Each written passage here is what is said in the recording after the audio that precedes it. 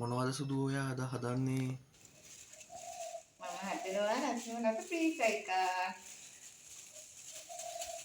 අපි එහෙනම් හැදුවට පස්සේ බලමුකෝ රසයිද කියලා. කාලා බලන්නකෝ.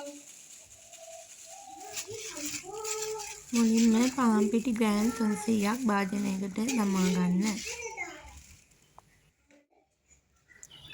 ලුණු තේ හැඳි එකමාරක් පාන් පිටියකට දම හොඳින් කලවම් කරගන්න.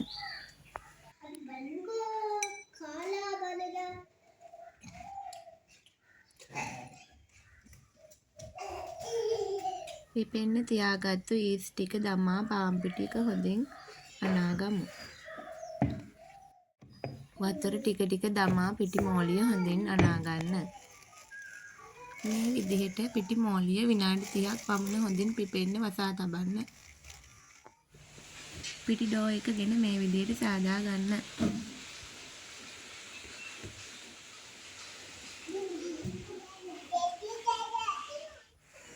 නැවත විනාඩි 20ක් පමණ මේ විදිහට වසා තබන්න.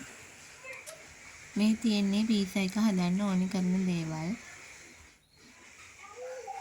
පීසා සෝස් එක මේ විදිහට ගා ගන්න.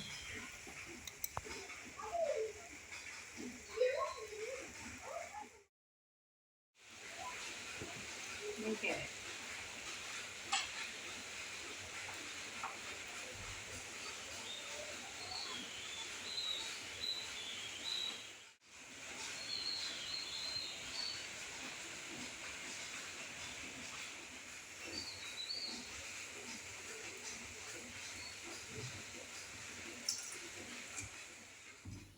කපාගත්තු ලුණුයි කැරටුයි පීසා එක මත මේ විදිහට තබා ගන්න. බිත්තර ගෙඩි දෙකකට ලුණු ගම්මිරිස් දමා හොඳින් කලවම් කර පීසා එක මතට මේ විදිහට දමන්න.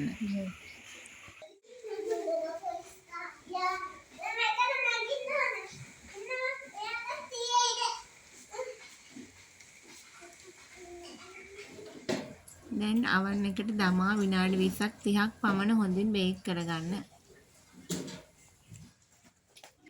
මේ තියෙන රස පාටට අපි දැන් කාලා බලමු.